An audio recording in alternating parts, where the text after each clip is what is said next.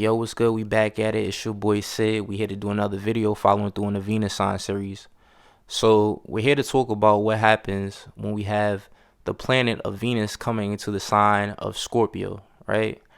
Now, before we do that though, I do want to say for my individuals of you who have this placement, whenever we have Venus coming to the sign of Scorpio, it's actually in detriment or what's known as debilitated. So this makes basically the Venus planet a bit more challenging in terms of what it represents.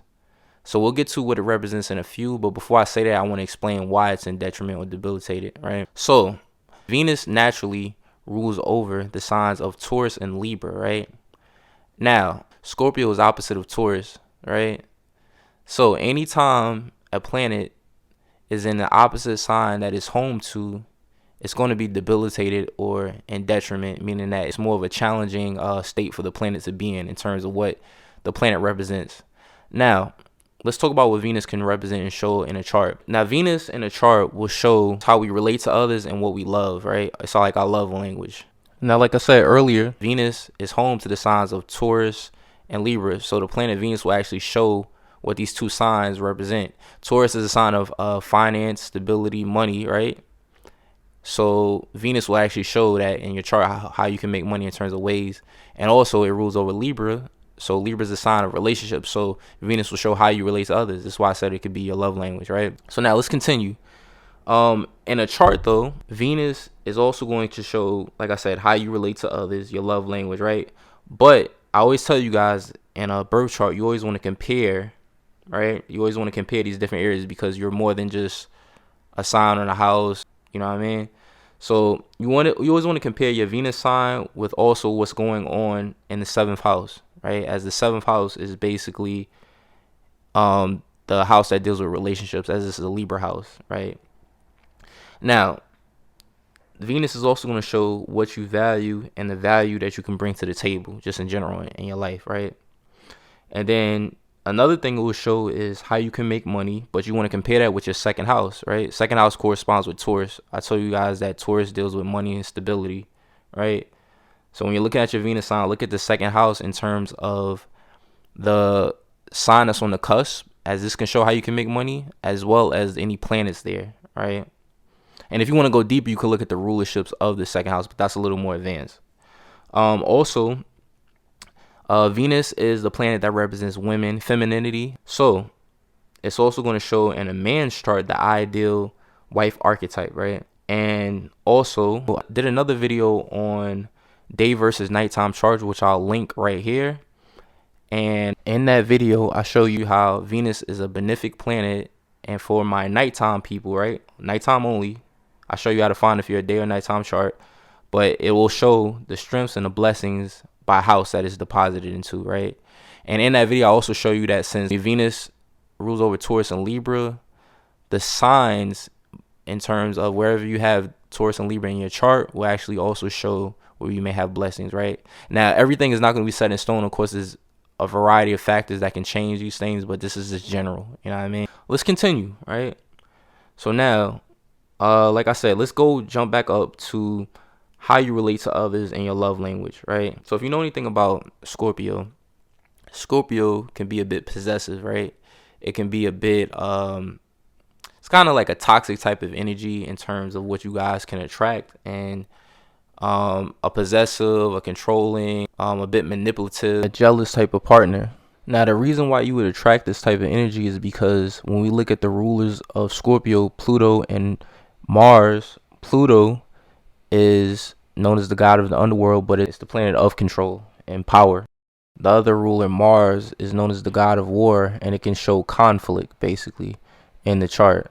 So this energy is deposited into your relationships. And again, the Venus sign is in detriment. So this is why you guys have to be a bit more mindful in terms of who you attract. And again, these are what we attract, but also this is a part of your love language. So you may come off as in this manner as well too. You know what I mean? So that's just something to be mindful of.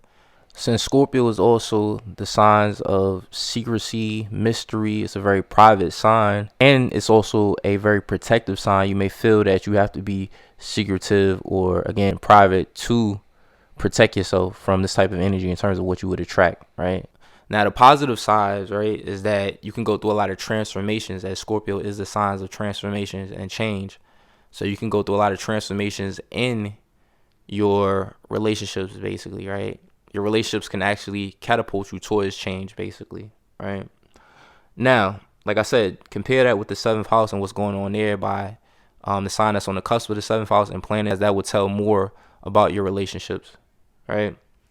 So even, excuse me, I meant to say that in your love language, you need deeper connections, basically, as this is a water sign, right? You need deeper connections. Now, if we talk about what you value and what you bring to the table, Scorpio is the sign of intimacy, sex, death, transformation, right? Also, Scorpio deals with the occult, so you may value these type of things. Like you may value the mysteries, like the hidden knowledge, occult topics. You know what I mean? Could be things that you value. Since, like I said earlier, also that Scorpio is the sign of intimacy, you can value deep, intimate bonds, right, with others. You may also value a lot of change and transformation as you are someone who is going through this in your lifetime. You're definitely going to value your privacy, right, as you are a private type of individual. So what you guys can bring to the table is your sense of depth, basically. And when I say depth, I mean just how deep you are in terms of your love, in terms of the value you bring. Scorpio is the sign of other people's resources, share the resources. So you may want to share or merge your resources with others. You know what I mean? So let's talk about how you can make money, right? And again, compare this with your second house. So when the Venus is coming through Scorpio, Scorpio is a sign of sex, death, and transformation. So some people with this placement will start off by saying that they may be into the sex industry. Now, I'm not necessarily promoting that, but this can be a way that some people make money, whether it be OnlyFans, whether it be the porn industry. I hate to say it, but prostitution. On another end, Scorpio rules over the occult and the occult sciences. So, you know, this can be people who are into astrology, the tarot, doing any form of divination, cartomancy, cardology. You got bone divinations. You have the runes, numerology, pendulums, Obi, Diglogoon. You know what I mean? You have different forms of divination. Doing mediumship work, right? As Scorpio rules over the dead, the deceased, right? So working with the other side, basically, to make money. Now, this is also on another level. Scorpio is ruled by Mars and Pluto. Pluto is the god of the underworld, right? So some people will literally make money through the underworld, which is like criminality, crime, organized crime, right? I'm not saying to do that, but again, this is a scorpionic type of vibe or energy. As well as some people can make money through taxes, as Scorpio is a sign of taxes, debt, you know what I mean? The IRS can be seen through this sign. Scorpio can be a good manager, basically.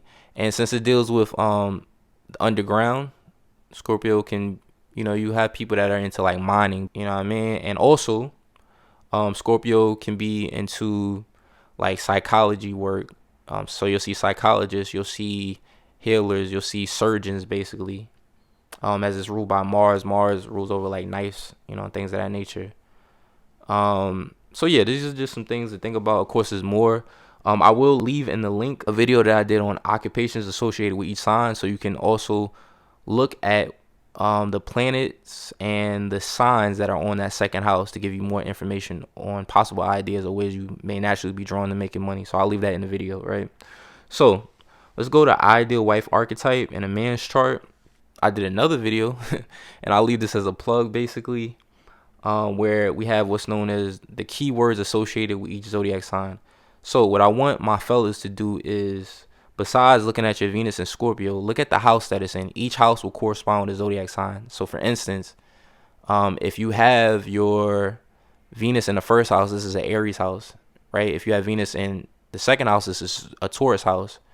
Venus in the third house is Gemini. Venus in the fourth is Cancer. Venus in the fifth is Leo. Venus in sixth is Virgo. Venus in seventh is Libra. Venus in eighth is double down on that Scorpio energy because this is a Scorpio house. Venus in the 9th would be Sagittarius. Venus in the 10th would be Capricorn. Venus in the 11th is Aquarius, and Venus in the 12th is Pisces, right? So for my fellas, also compare whatever house that your Venus sign is in, compare that with the zodiac sign, and look in that video again that I saw a link, as that will give you more traits and qualities of the ideal woman that you're drawn to, basically. Of course, aspects can change things, but this will just give you some general information, right? But now let's jump back to Venus and Scorpio, right? In terms of your ideal wife archetype. So you guys are someone who would need, of course, that deeper love. You may be a bit possessive, like I said. Sometimes Scorpio can be a jealous or manipulative type of energy. So you may attract that in a partner, but also these can be parts of yourself and what you're drawn to actually. Like I said, it's water, so you need deeper connections, basically. You may value a woman who is very deep, right? She can be also into the occult matters, very sexual, as Scorpio is the sign of sex. Very seductive, very mysterious, as you can come off this way too, right? You definitely need someone who is constantly evolving, constantly changing, transforming, not someone who's really stagnant, you know what I mean? Just in general. Strengths and blessings, like I said, you can watch the video that I said I'll link to day versus nighttime charts, right? And in that system, you have to use whole sign houses. Another thing is, if you don't know for when you watch that video what each house represents, I have another video which I'll link right here, and it's basically on what each house in astrology represents, right? So that way you can understand where, for my nighttime people, where your Venus falls in by house, what the house will represent in terms of where you may have blessings. So that's pretty much it. Stay tuned. We got more videos coming soon. I appreciate y'all, you know what I mean? Follow your boy, support your boy, you know what I mean? I'm working hard behind the scenes to work on my craft, and I need the support, the love back, and I thank you all. All right, peace, y'all.